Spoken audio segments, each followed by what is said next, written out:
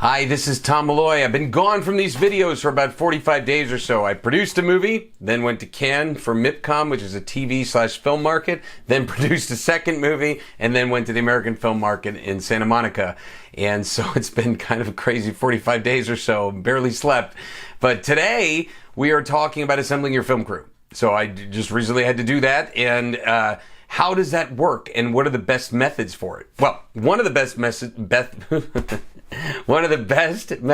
that's, you can see I haven't learned how to talk, I have to get back to normal here.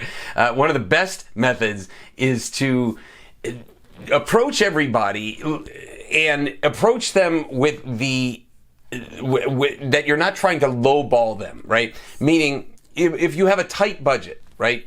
And most likely you do. Like, it'd be really nice if you're saying, yeah, no, I have millions and I'm paying people like way over their rate. Fantastic. But if you don't have that budget, you have to approach them and say, kind of like, look, this is all we got. You know, I know you're worth more than that, and you would love to pay them more. And that's what a lot of people don't understand. It's like, I'd love to pay you more. This is all we have in the budget. We have to make the numbers work. And so, but if you go, hey man, it's $300 a day, deal with it. If you don't want to do it, like, screw you, you know, that's not the way to do it. That's not the way to make friends. And, you know, the other thing is to, you never want to have somebody that's kind of doing you a favor, right? They're like, oh, my rate's $500 a day.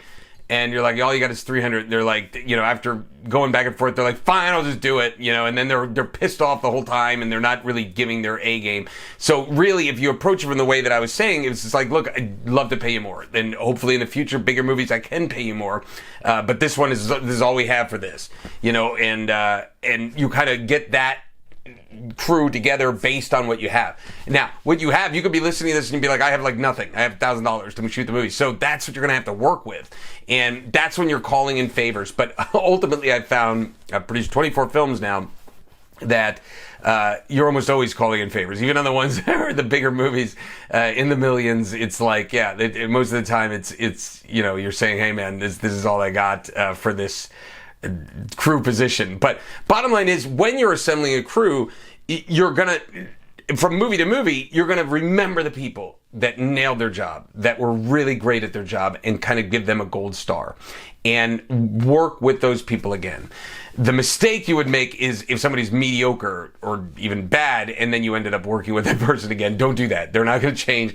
There's more people out there, and you never ever want to pin yourself down where that person's the only game in town. I saw that happen on a film in Texas that my friends were producing, and I was just an actor in there, and their cameraman was a complete jerk, and he was nuts and insane, but he was the only cameraman they could find in the area.